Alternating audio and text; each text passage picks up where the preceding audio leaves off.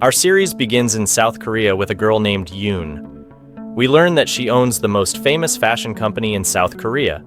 She has a peculiar strategy, where she intentionally creates scandals with famous artists to boost her reputation and elevate her company's name. However, we also learn that her relationship with her siblings isn't the best. She has two older brothers who are both married. Her father, a very wealthy man, owns a large company, and each of her brothers desires to inherit the company. Each of them is also controlled by their wives, who are more interested in money and power. But both brothers are shocked when Yoon suddenly appears at a family gathering because their father had asked to meet her. He tells her that she is going to inherit his company due to the success of her own company, believing she is well equipped to run his business after him. Surprisingly, Yoon doesn't object, and even agrees, announcing that once she officially becomes the heir, she plans to fire all the negligent executives, her brothers. Her father agrees and asks her to meet him at the office the next day to finalize the paperwork. The next day, Yoon is ecstatic and decides to practice her favorite sport before heading to sign the official documents with her father. Her favorite sport is paragliding, which involves jumping off a high cliff and flying with a parachute, a fitting activity for someone as wealthy as her. Her manager, Hong, is worried about her, but she reassures him that she has done it many times before. So she jumps off a large mountain and is filmed by many people because she is exceptionally good at it. Everything goes smoothly until Yoon starts seeing strange flying objects, and suddenly the weather changes drastically as a severe storm pulls her into it. Meanwhile, in North Korea, specifically at an army battalion led by a man named Ri, they are preparing to confront some South Korean soldiers after gunfire occurs in their territory. They capture some men who were fishing near their camp. Due to the political tensions between North and South Korea, both armies are eager to engage, but orders come from both sides to avoid conflict. Ri's battalion lets the South Korean soldiers leave with their captives. After returning to his camp, Ri meets his superior, Jo, a corrupt man who enjoys abusing his power. Their relationship isn't great, and Jo scolds Ri for nearly engaging with the South Koreans, warning him of the severe consequences. Ri tries to defend himself, but Jo insists that every move must be calculated and warns him against further mistakes. At this time, Yoon is unconscious, hanging from a tree near Ri's camp, as her parachute got caught in the branches. Hong is still worried about her, and emergency teams in South Korea are frantically searching for her, but can't find her.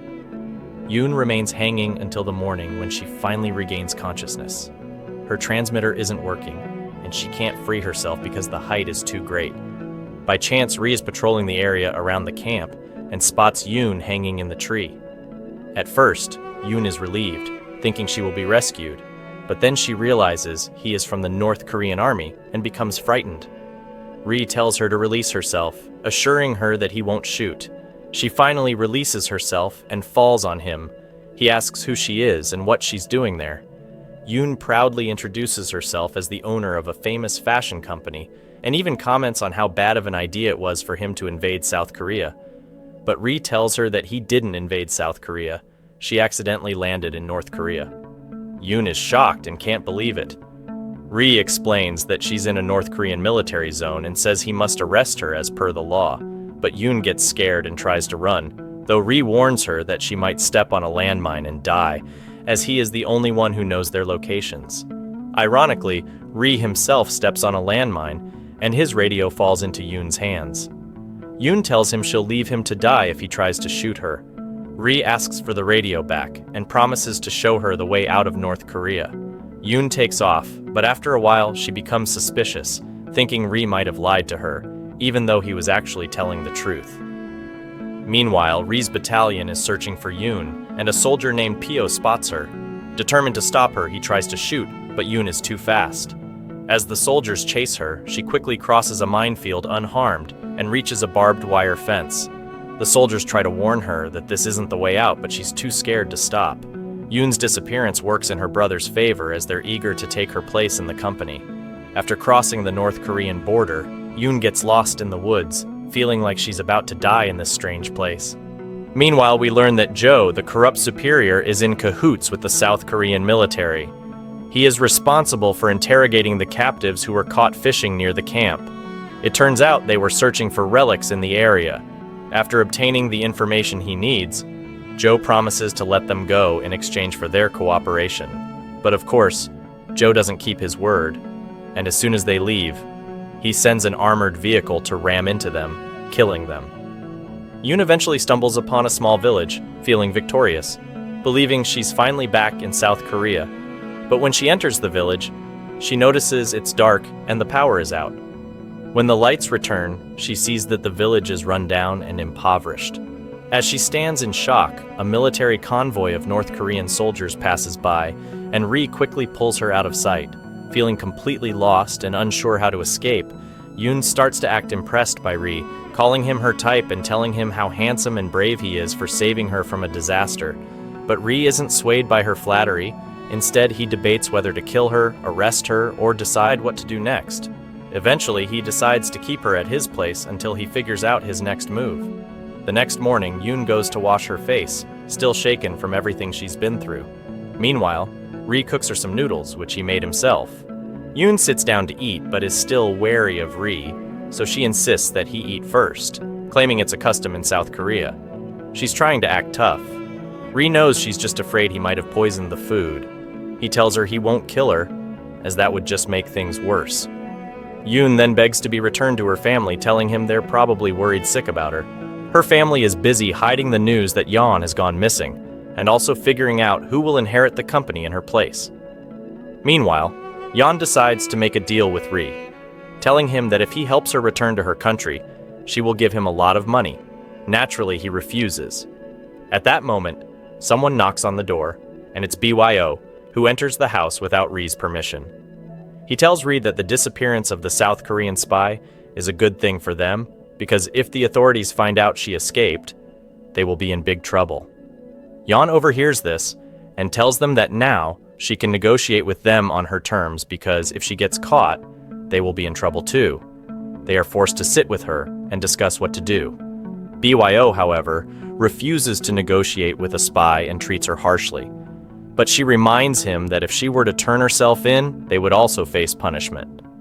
Things escalate when the rest of Ri's squad arrives, including Park, Kim, and Dong.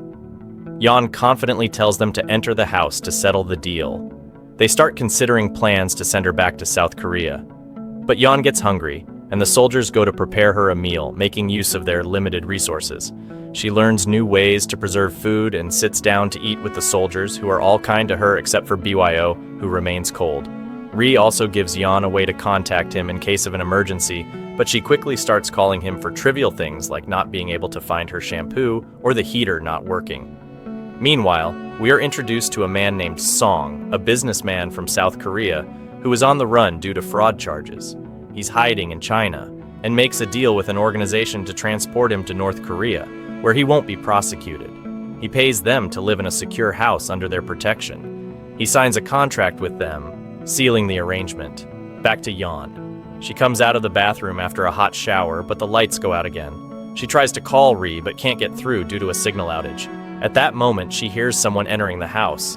She panics, grabs a vase, ready to hit the intruder, but when the lights come back on, it's Ri. Overcome with fear, Yeon bursts into tears, telling him she wasn't prepared for everything happening to her. Ri feels bad for her and listens to her as she recounts various upsetting events. When she finishes crying, he tells her that he's leaving for a distant place and leaves her with some things to help her while he's away. Yeon discovers a range of shampoos and skincare products, which Ri had thoughtfully provided. Ri then heads to a place called Pyeong. Upon arriving and disembarking from the train, he is confronted by officers who check his ID and arrest him without explanation. Ri goes with them without protest and is treated harshly. A general arrives and accuses Ri of crimes he didn't commit. Ri tries to defend himself, but the general warns him that even if he denies it, the charges will stick. Ri tells the general to be careful with his words, which enrages him, and the general is about to strike Ri when another, higher-ranking general enters. Upon seeing Ri, this general is furious with the first one and reprimands him for not knowing who he was interrogating.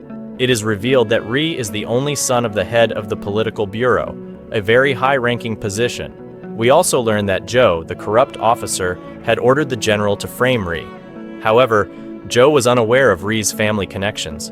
Joe also has a strong relationship with Rhee's late brother Mo, who was killed in a suspicious accident. Rhee had specifically sought out the higher-ranking general to investigate his brother's death, as he is determined to find justice. The general advises Rhee to leave the past behind to avoid further grief. Meanwhile, Joe plans to search Rhee's house. Upon learning this, Rhee's soldiers immediately inform him that Jan is there alone and unreachable. Rhee requests the general's car, explaining that the matter is urgent. Because the car bears a special license plate, it grants him passage through all checkpoints. At this time, Jan is exploring Rhee's library, discovering that he was once a skilled pianist. Suddenly, there's a knock on the door. It's Joe, who barges into the house. However, Jan is nowhere to be found. Joe suspects that someone else is in the house and after searching finds Jan and arrests her. The whole village gathers, curious to know who she is, but just as things are about to get out of hand, Rhee arrives and tells Joe to stop, confidently stating that the woman Joe wants to arrest is his fiancée. He tells Joe to lower his weapon. Joe demands to see Jan's ID, but Rhee tells him she's from South Korea's Section 11, a secret division. Jan then pretends to feel faint and collapses on Rhee's shoulder. He carries her inside, explaining to her that Section 11 is for the children of generals and important people whose identities are kept secret for their protection. News like this doesn't go unnoticed, and however, in reality, soon enough the doorbell rings repeatedly. It's the village women, all eager to congratulate Rhee and meet Jan. Jan steps out and tells them that her information is classified, warning them that curiosity could have consequences. She then decides to stay with Rhee for an extended period to avoid raising suspicion if she disappears, though Rhee is not happy about it. Next we shift to the North Korean airport, where we meet a woman named Dan.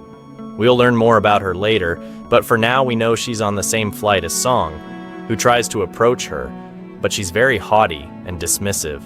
Dan is headed to meet the general who had helped Rhee, who we learn is her uncle. We also learn that Dan is actually Rhee's real fiancé, from Section 11. Joe then goes to a secret military base to meet someone named Jong. He tells Jong that Rhee is Mo's brother, and upon hearing the name, Jong is shocked. Joe asks Jong to spy on Rhee because he wants to know who the woman in Rhee's house is. We discover that Jong is a spy, and he obeys Joe's corrupt orders because Joe has leverage over him. 7 years ago, Jong was responsible for monitoring Mo and heard everything that happened on the day of Mo's death. Joe was the one who killed him. Rhee gathers his squad of 4 soldiers and explains the events of the previous night, instructing them to monitor Jan closely, or rather protect her for the time being. Jong successfully plants listening devices outside Rhee's house and begins eavesdropping. However, he is bewildered by what he hears, such as Jan talking to Kim about Korean dramas. Kim used to love watching these shows, and he couldn't find any mistake in what he was hearing to use against Rhee and punish him. Rhee then gets his first lead in his brother's murder and finds out that the car that killed the prisoners the Southern Army had taken from them was the same car in which his brother Mo died. He learns from a soldier that he saw that car on the night the prisoners died and describes its front, even giving Rhee the location where the front part of the car was manufactured. We then find out that Joe is responsible for illegal smuggling operations, specifically for smuggling Song, and it's all about money. Jong meets Joe, telling him he couldn't find anything against Rhee and wants to drop out of this task, but Joe gives him money, telling him to buy food for his son and continue the job if he wants to stay alive. So, Jong has no choice but to continue with the task. Jong heads to the market to buy things for his son, and there he finds Rhee also shopping. A thief runs past Jong and steals his wallet. Rhee immediately chases after the thief as if the wallet were his. Jong realizes that Rhee is chasing a gang member, and if they lead him to their location, they'll kill him. And indeed, Rhee gets attacked by the gang, but he manages to hold his own. However, their large number works against Rhee, and one of them tries to attack him from behind. At the last moment, Jong shows up and saves him. Rhee thanks Jong, gives him back his wallet, and leaves. Jong opens the wallet and finds a note, feeling regret because he realizes Rhee is a genuinely good person.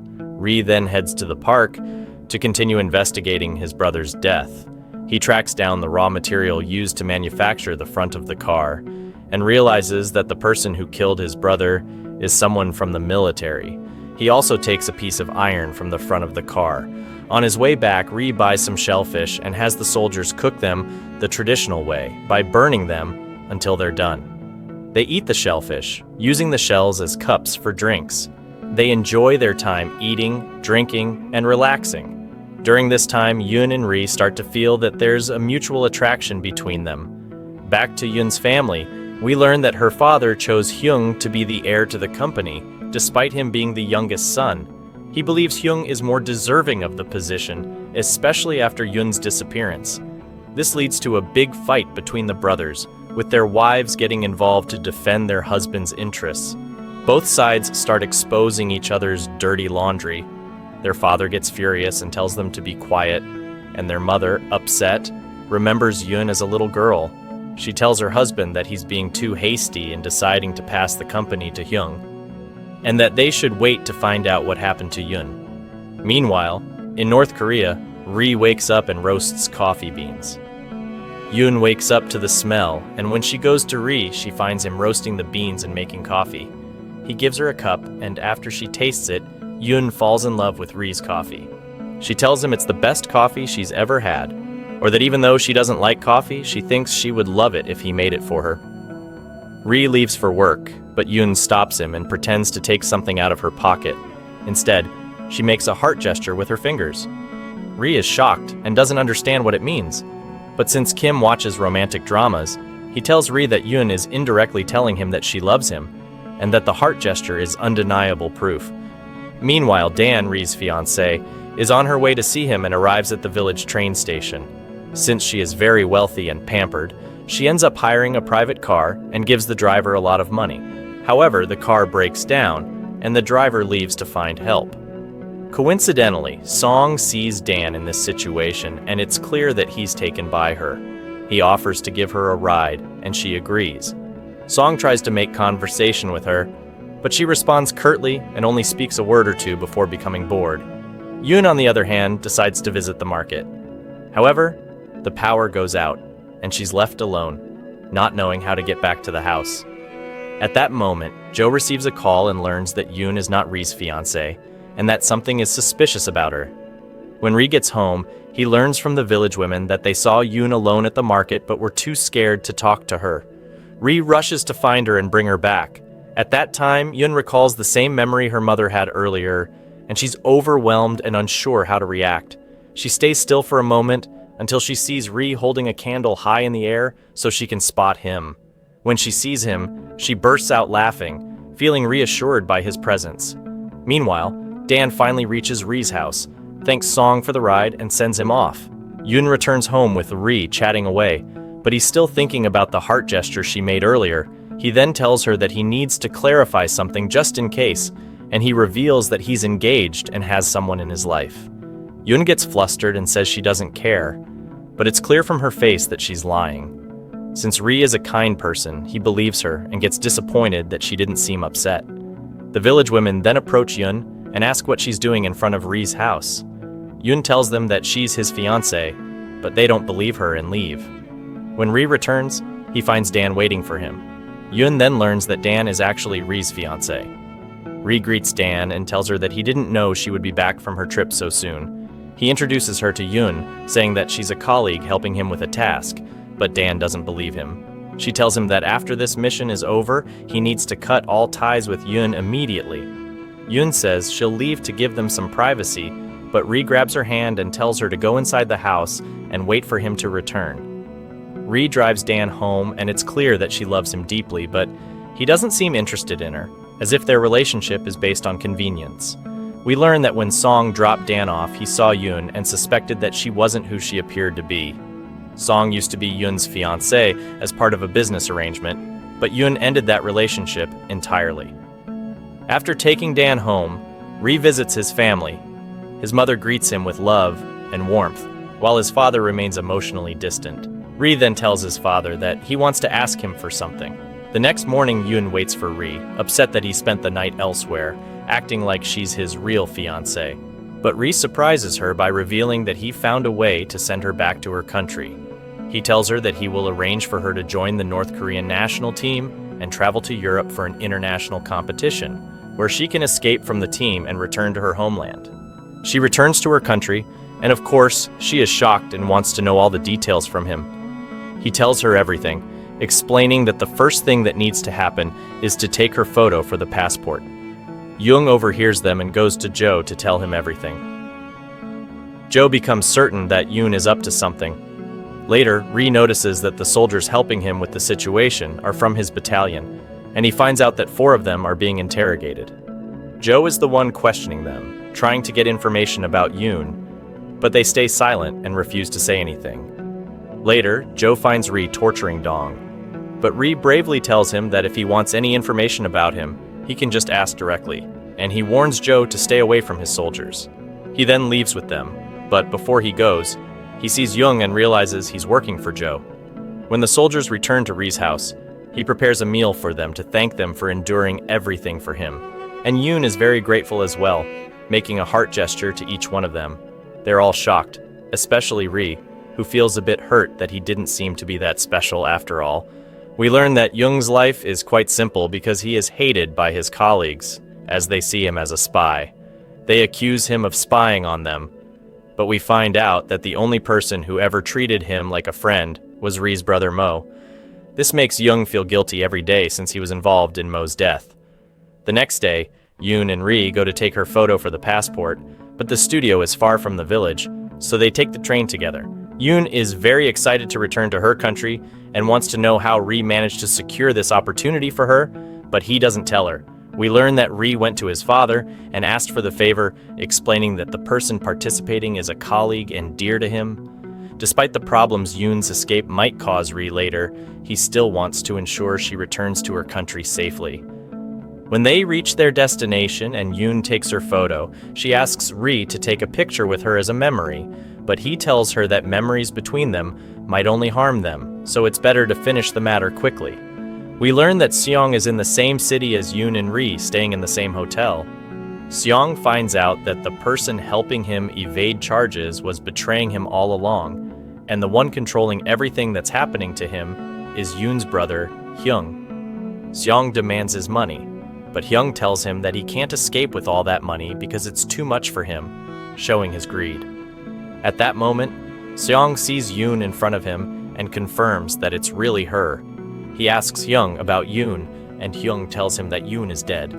But Seong hangs up the phone and turns to see her standing right there. She is shocked when she sees him. Seong grabs her hand and runs to the elevator, but Ri stops the elevator doors from closing just in time.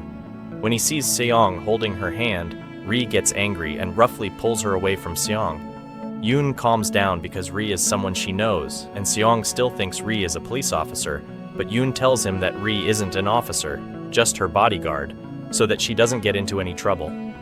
Seong reluctantly lets them go, saying he's happy to have seen her again. Later, Ri tells Yoon that he's not her bodyguard, but all his actions prove otherwise. When Ri returns to his room, he finds some men waiting for him. He runs from them, but eventually they catch him. Yoon sits with Ri to tell him her story, but someone who knows Ri's fiancé Dan sees them together and calls Dan to tell her that Ri is sitting with another woman. Dan pretends she already knows, but gets very upset after ending the call. She's at the beauty salon with her mother, but she tells her she has an important errand to run. Dan goes to the hotel where Ri and Yoon are staying. We learn that the men chasing Seong are thugs who want his money. Seong tells them he has a big surprise for them, implying that it's really valuable. He tells them that he's still alive and kicking. Dan arrives at the hotel and sees Ri with Yoon in the same room. Her reaction is very calm, but Ri tells Dan they need to talk privately. They go to another room where Ri tells Dan that it's just work and he's helping Yoon. Dan, however, is jealous and unhappy with the situation, and she leaves. Dan goes to the rooftop of the hotel standing alone, bruised and hurt. Seong approaches her and tells her that fate is determined to bring them together. He notices that Dan is very upset, so he asks her what's wrong. She tells him that her fiancé is cheating on her. Seong comforts her, telling her not to be upset over any man because she's a gem that anyone would be lucky to have. His words make Dan blush, and she quickly changes the subject, asking him what he's doing there. He tells her that he's finishing some business with some rough people, This time, they officially get to know each other and Dan gives him a chance. We then find out that Hyung, the lowlife, is planning with some gangsters to get rid of his sister and make sure she doesn't return safely. He wants to inherit the company on his own. He also asks Jo to come to him for a new deal. We learn that the plan is to make sure Yoon gets stuck in the country they are in and can't return to South Korea to pressure Hyung, and of course Jo agrees. The day before Yoon is supposed to go to the airport to leave, the four soldiers decide to take a trip into the wilderness to enjoy their time and say their final goodbyes to her. All of them, without exception, have grown fond of her and don't want her to leave. The day comes when she has to go to the airport. She's riding with Park, but suddenly a car with a steel front appears, trying to take out Park and Yoon. Of course, Jo is behind this, as usual. But Ri has made his preparations. He's on a motorcycle, armed to defend against the car. He manages to get rid of it, but when he goes to check on Yoon, the driver, who is to blame, steps out of the car and shoots Ri in the back, injuring Park's leg as well. Ri kills the driver but then passes out in Yoon's arms. They have two choices. Yoon can either catch her last flight or stay and save him. Naturally, she chooses to save him, getting him to the hospital. Since her blood type matches his, she decides to donate blood to save him. He is happy that Yoon didn't leave. While Ri undergoes a dangerous surgery, Yoon goes through his belongings and finds a picture of her with him. She realizes that when he refused to take a picture with her, it was only to spare her pain later on, choosing to suffer alone while keeping something to remember her by. After Ri's surgery, Yoon waits for him to wake up. Ri dreams of his past when he was a famous pianist in Europe, loved by everyone. But one day he received the news of his brother's death, which led him to leave everything behind and move to North Korea. That was the last time he played, doing what he truly loved. When Ri wakes up and sees Yoon standing there, he gets angry at her for not leaving and wasting all his efforts. Yoon starts crying and leaves.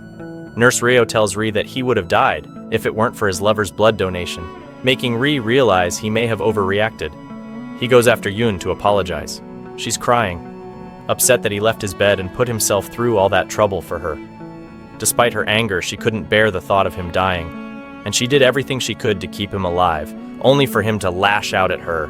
He apologizes in his own way. When Song finds out what happened to Yoon, he gets angry because he never agreed with Jo to have her killed. He only wanted her detained.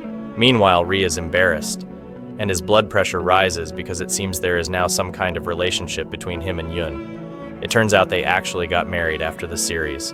Ri's soldiers come to visit him and thank Yoon for saving their commander.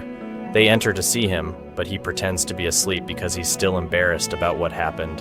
A man in his position and strength shouldn't have been injured from behind.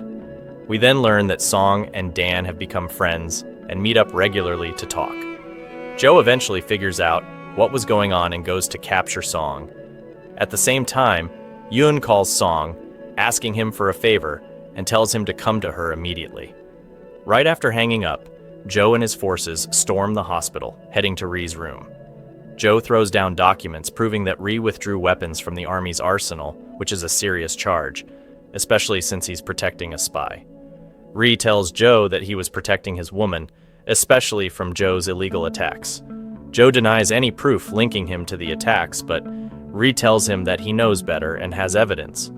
Jo gets angry and calls in a soldier to arrest Ri, but he is shocked to see Ri's father standing before him. Ri's father tells Jo that he has no right to arrest an injured officer.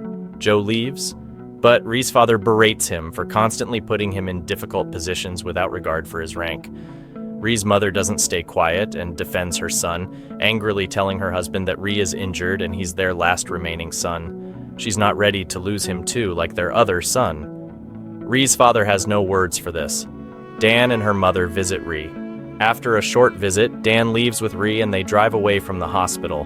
Meanwhile, Yoon goes to Ri's house to check on her family and let them know she's alive. Ri promises to inform them and personally escort her back to South Korea. When Ri notices Yoon's absence, he heads to the hospital administration to review security camera footage. He sees Yoon getting into a car with Song. Ri contacts General Kaldon to help track the car using its license plates. It turns out Yoon fell asleep at Song's house, and when she wakes up at night, Song keeps reminding her that staying with Ri will only bring danger to him, and if she stays, She will eventually get him killed. Ri, meanwhile, isn't giving up. He hijacks a hospital emergency vehicle to track her down, but he gets lost in the forest, unable to find his way. Yoon eventually agrees with Song's argument and decides not to return to Ri to avoid putting him in more danger. Ri, however, continues his mission, tracking the electrical grid to find her location. After a tough journey through cold, snowy weather, he finally reaches Song's house. He cuts the power and takes down Song's guards one by one. Yoon realizes everything Ri has gone through for her and rushes out to convince him to leave and forget about her, even if it means breaking his heart. She tells him she doesn't want to return with him and that Song can take her back to her country. Ri says he understands and leaves her alone. Yoon breaks down in tears, knowing how dangerous it is for Ri to be out there alone in the freezing cold. She grabs one of Song's cars and drives out to find him. When she reaches him, she tells him to get in the car, not wanting him to die because of her. Instead, he pulls her close and hugs her. She gives in and hugs him back. They both get into the car, but Yoon insists that they must part ways and never meet again for both their sakes. They soon realize that the car is out of fuel, so they head to the nearest shelter for the night. They find an abandoned house and light a fire to keep warm. They chat and Yoon asks about Ri's fiancé, curious about the details of his engagement. He admits that he doesn't love her and was forced into the engagement, changing the topic to something lighter, and they share a laugh together. The next day, Ri falls ill with a fever. Yoon insists they return to the hospital, but Ri stubbornly refuses. Eventually, they go back to Ri's house. Song finds out and, feeling betrayed, goes after Ri to take revenge. He plans to eliminate both Ri and Yoon. Ri receives a phone call from an unknown number, and when he answers, it's Yoon, telling him she's finally going back to her country. And then she asks him not to care about her, or even try to look for her. Of course, we later find out that she has been kidnapped and forced to say this, but she finishes her message with a confession that she loves him. Ri hears a gunshot and thinks she has been killed, but the shot was fired into the air. Joe arrives with soldiers to arrest Ri and tells him that he will soon join his lover. Ri, furious, attacks Joe, but Joe's soldiers outnumber Ri and beat him, finally capturing him. Ri is thrown into a solitary cell. The next day, Ri's 4 soldiers visit him and he tells them he has a plan to spread the news that he is the son of the head of the political bureau, a position that would scare anyone. Meanwhile, Ri's son informs his father that he saw Ri's fiancée being kidnapped and insists they must rescue her. Young, Ri's father, gets nervous and tells his son to keep what he saw a secret. Ri's soldiers manage to spread the news by talking in the bathroom, knowing they are being watched. We find out that the person who kidnapped Yoon is Ri's father. He tells her that he doesn't want her near his son because she could cause him problems. Yoon explains everything that happened between her and his son, admitting that Ri was helping her only to return to her country. She tells him she loves Ri and knows it's wrong, but all she wants is to stay with him. She also wants him to hold a respectable position because without one, he has no real future. She is unaware of Ri's father's powerful position. After hearing this, Ri's father realizes that she genuinely loves his son and isn't trying to use him, but he still doesn't fully accept her story. He sends her back to her room. Later, Ri's mother brings Yoon some food and personally delivers it to her, apologizing for what is happening. Yoon, still worried about Ri, asks his mother if she really loves her son that much. Yoon gets embarrassed and Ri's mother takes her to a room to rest. Meanwhile, Ri remains locked in his cell, but the next day he is released because the news of his background spreads, revealing that he is the brother of Mu, who had died and was well loved. A general who was a friend of Mu decides to free Ri and tells him not to hesitate next time he needs help. Now free, Ri immediately asks the general for a car and rushes off to confront Joe, knowing Joe is behind Yoon's kidnapping. Ri yells at Joe, accusing him of ruining his life since his brother's death, trying to mold him into a replacement for Mu. Just then, Ri's mother steps in and encourages Ri to let out everything he's been holding inside. She then brings Yoon to Ri, and Ri is relieved to see her alive. Yoon checks on Ri's face, which is covered in injuries, and Ri apologizes for being late to rescue her. At that moment, Ri's father finally realizes that his son truly loves Yoon. Yoon asks Ri to apologize to his father for shouting at him, which he does. Ri's father tells him that their situation is a mess and needs to be resolved. Ri responds that as soon as Yoon safely returns to South Korea, there will be no more problems. He then takes Yoon away to prepare for her return home. The next day, Ri and his soldiers escort Yoon to the border to send her back to her country. Ri requests that he and Yoon cross the border alone, hoping to share a romantic moment. He apologizes for every time he was harsh with her, explaining that he only did it to keep their feelings from growing deeper, knowing they would eventually have to part ways. They share a heartfelt goodbye before Yoon crosses the border. Later, at her company, Yoon's colleagues are shocked when she walks in alive, especially as they had declared her dead and held a memorial service with a large portrait of her. She jokingly complains that it's the worst picture of her and criticizes their lack of taste. Yoon returns to her position as heir to her father's company, full of energy, and begins planning her future. Meanwhile, Hyung, her cousin, is in a meeting, preparing to take over the company as the next heir, influenced by his wife, who is controlling everything. When Hong Yoon's agent sees her, he bursts into tears and hugs her, showing Yoon just how much she was loved despite her haughty attitude. Yoon storms into Hyung's meeting and orders all the businessmen out of the office, disregarding their attempts to seize the company from her. Hyung's wife tries to hug Yoon, but Yoon cuts her off, saying the charade is over and that everything has been exposed. Meanwhile, back in North Korea, Jo confronts Ri. Jo reveals that Moo was his only real friend, but Jo had planned to kill him. To do this, he forced Young to spy on Moo and report all his activities, threatening Young with harm to his sick mother, wife, and newborn child. Young complied and was present when Moo died. Jo then found out that Moo had evidence against him that could ruin him, which is why he had Moo killed with the iron-plated car. Young, now full of guilt, breaks down and apologizes to Ri, giving him Moo's watch and a recording. Ri listens to the recording, which turns out to be Moo's last words, recorded just before his death.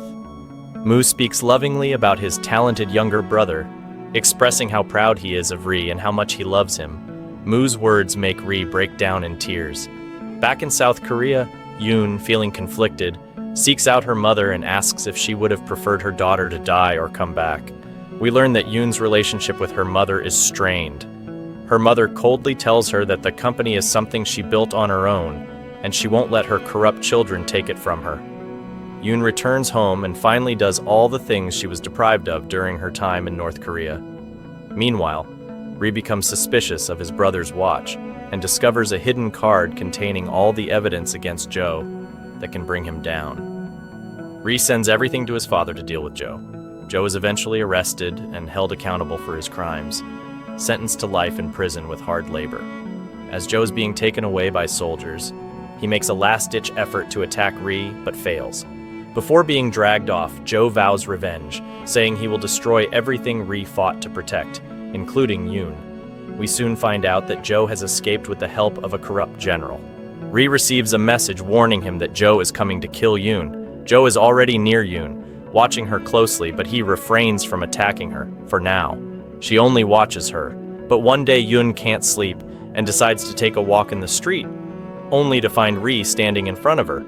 She's too shocked to say anything. Meanwhile, Ri's father gathers Ri's 4 soldiers and Jong and tells them that he's aware of everything that's been going on. He informs them that Ri has gone to South Korea to protect them because Jo has escaped and intends to kill Yoon. He asks for their help to follow Ri discreetly, protect him, and bring him back home.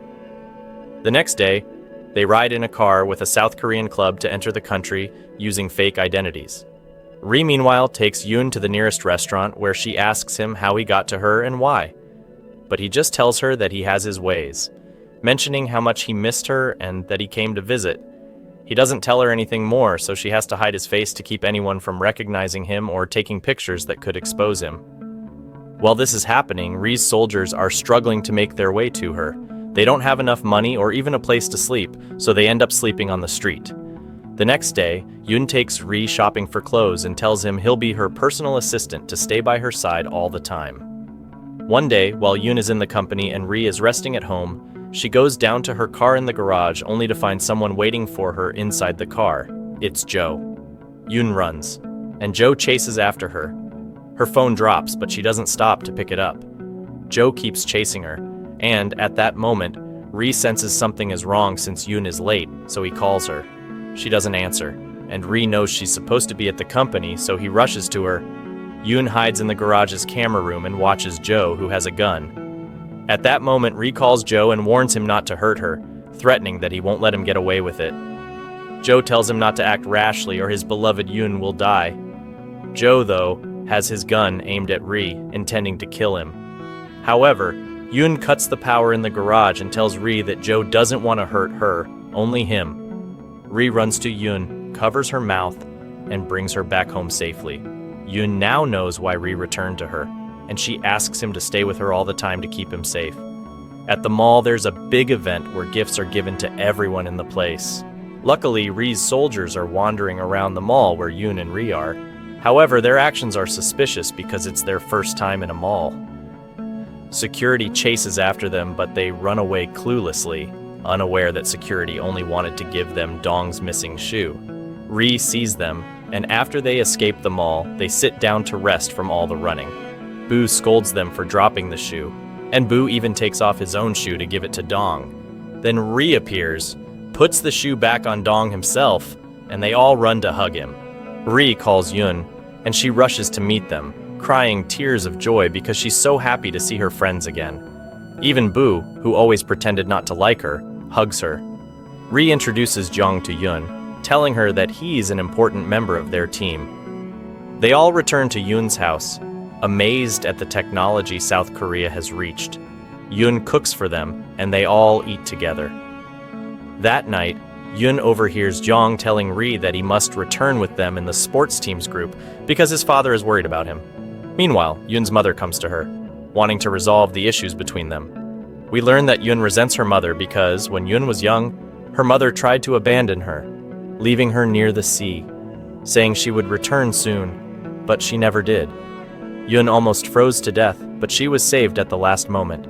Yoon doesn't forgive her mother and walks away, telling her she has no mother.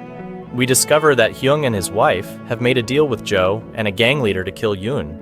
But Yoon remains unfazed by anyone trying to harm her, focusing on enjoying her time with Ri and her friends. Joe eventually finds Jong and threatens his family again, unless he helps him spy on Ri and lure him in so Joe can finish him off. Jong, terrified as before, agrees to do Joe's bidding.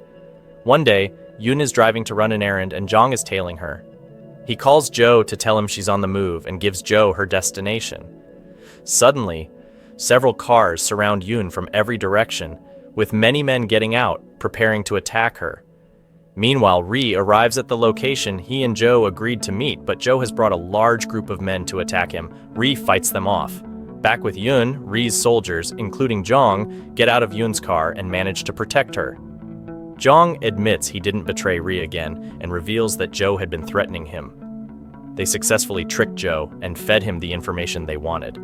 Ri's soldiers, along with some hired men Yoon had brought in for backup, go to support Ri in his fight against Joe. Joe grabs Jong as a hostage, intending to kill him. Ri rushes to find him, but Joe aims his gun at Ri, ready to shoot. Yoon, driving her car, sees Joe pointing the gun at Ri. She speeds toward them, taking the bullet intended for Ri. Joe tries to escape, but Ri shoots him and manages to stop him. Ri quickly takes Yoon out of the car, realizing she is severely injured. He calls for an ambulance and rushes with her to the hospital. He's devastated, unsure of what to do as he watches her in critical condition. Joe, meanwhile, contacts someone he knows for help and brings in a doctor to treat her. Yoon eventually wakes up and her condition improves.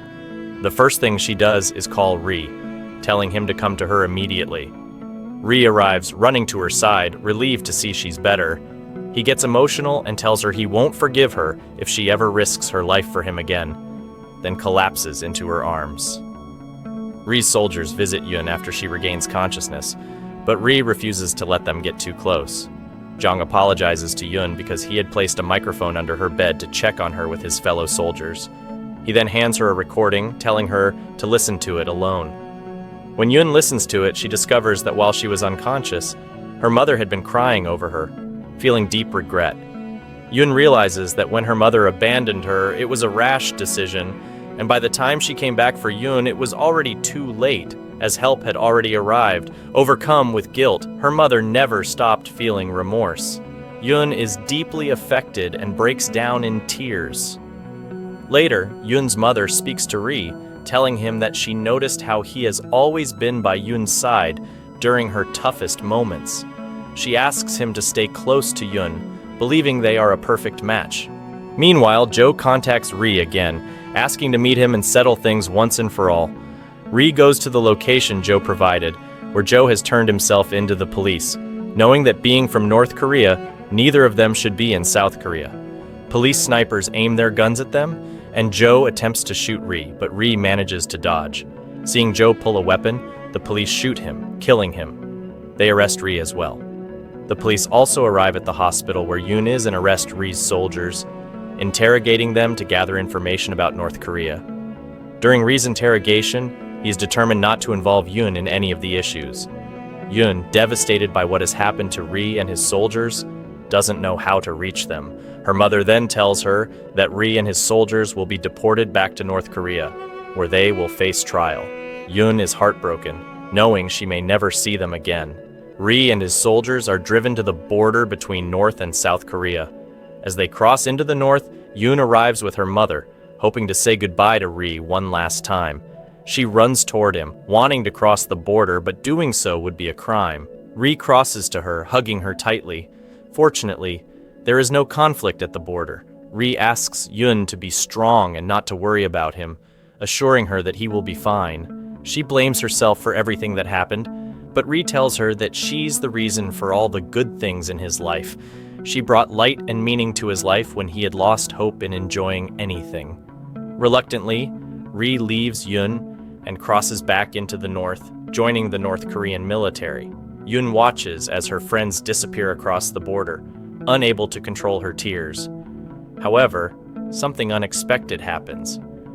In the middle of the forest, a corrupt general stops Ri and his soldiers, intending to execute them without anyone knowing. At the last moment, Ri's father intervenes, calling out the general for his corruption and labeling his actions a crime. The general pulls out a gun, planning to shoot Ri's father, but Ri's father is faster and kills the general first. Ri returns safely with his father, and all the soldiers reunite with their families.